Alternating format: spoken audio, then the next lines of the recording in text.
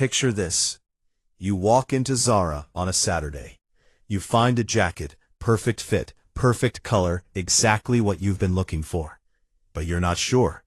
Maybe it's a little expensive. Maybe you want to think about it. So you leave. You come back on Wednesday. It's gone. Not out of stock in your size. Gone. The rack it was on has completely different clothes on it. Like the jacket never existed. You feel something in that moment. A specific kind of regret.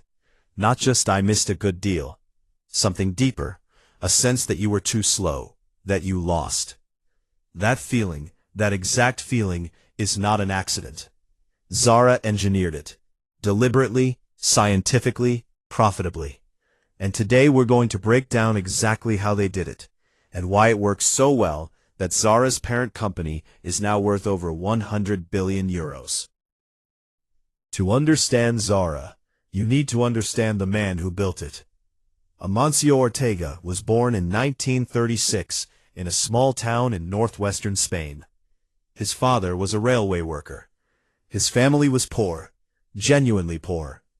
At 13, Ortega dropped out of school and went to work as a delivery boy for a shirt maker in the city of A Coruña. He spent his teenage years watching how clothes were made, how they were priced, and most importantly, how long they sat on shelves before anyone bought them. What he observed bothered him. Fashion worked on a system where designers created collections 6 months in advance. Manufacturers produced huge quantities. Retailers stocked them for an entire season. And if the trends changed, or the weather changed, or people just changed their minds, all that inventory sat unsold. Retailers discounted. Manufacturers lost money. Designers blamed the market. Ortega thought this was completely backward. Why design 6 months ahead? Why manufacture in bulk before you know what customers actually want? Why not watch what customers are buying right now, this week, and make more of that? In 1975, at the age of 39, Ortega opened the first Zara store in A Coruña. The concept was simple. Fashionable clothes at affordable prices, refreshed constantly. Nobody knew it yet, but retail would never be the same. Traditional fashion retail in the 1970s and 80s operated in seasons. Spring, summer, autumn, winter. 2 collections per year. That was the rhythm of the entire industry. From luxury houses to high street chains. Zara broke that rhythm completely. Instead of 2 collections a year, Zara introduced new designs twice a week. Every Monday and Thursday, or Tuesday and Friday depending on the market. New stock arrived in Zara stores worldwide. Not new colors of the same designs. New designs. Entirely new items. Think about what this does to a customer's behavior.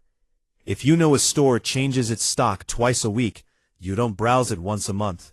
You visit it constantly. You develop a habit. You start thinking of Zara not as a shop you go to when you need something, but as a place you check.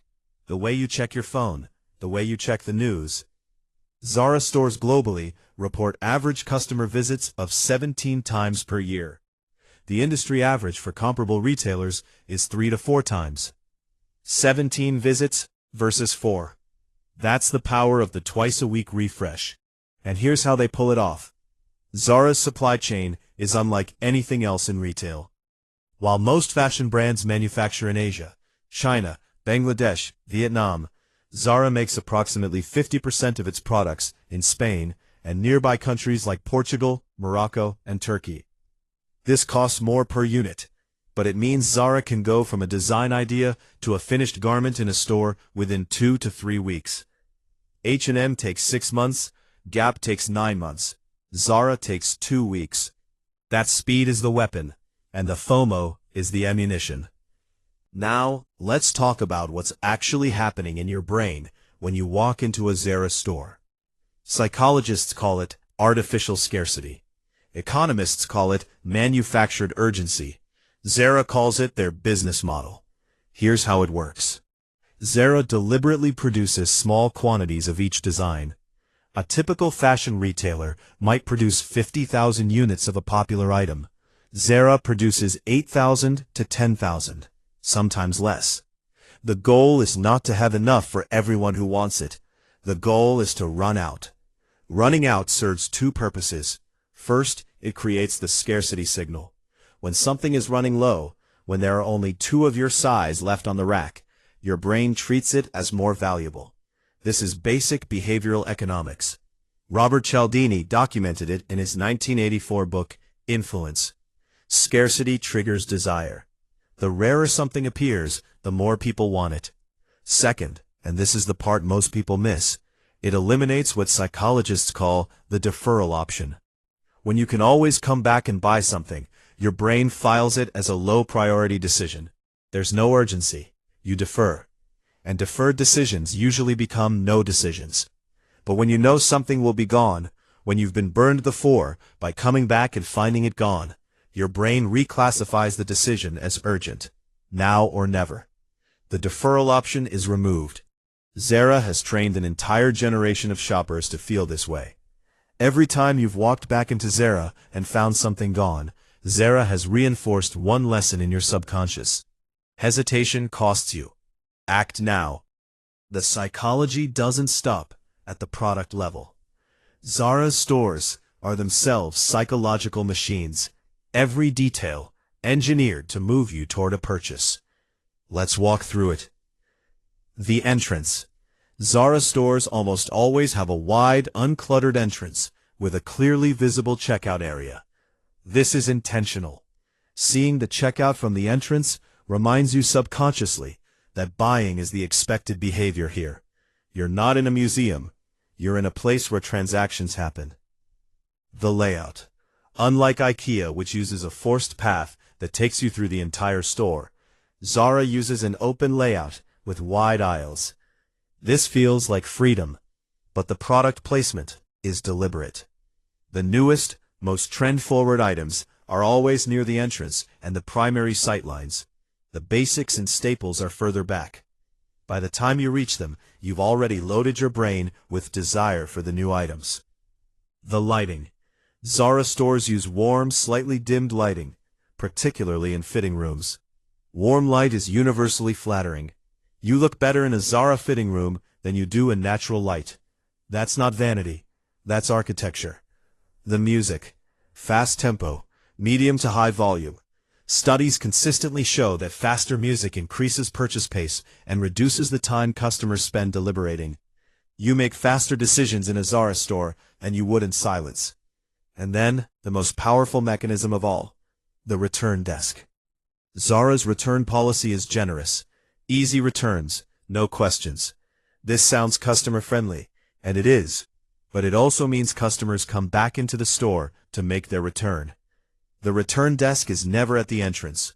It's always deeper inside, past the new arrivals, past the items you haven't seen yet.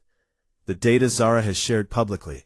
Approximately 30% of customers who enter a Zara store to make a return leave with a new purchase. They came to give something back.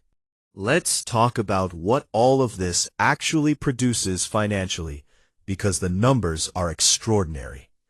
Zara's parent company Inditex reported revenue of 35.9 billion euros in 2023. That's up from 27.7 billion euros in 2022. A 30% increase in 1 year.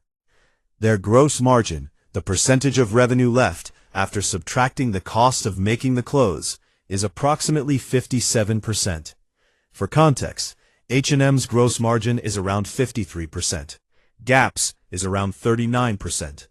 Zara is significantly more profitable per item sold than almost any comparable competitor. How? Because they almost never discount. Traditional retailers build discounting into their model. They know a percentage of stock won't sell at full price, so they plan for end-of-season sales.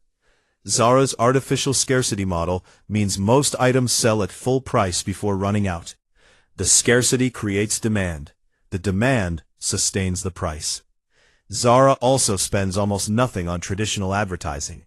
The company's advertising spend is less than 0.3% of revenue, compared to 3 to 4% for most comparable fashion brands. Their stores are their marketing. Their product churn is their marketing. The feeling of discovering something new every time you walk in is their marketing. Amancio Ortega, the man who started this with a delivery job at 13, became the second richest person in the world in 2015.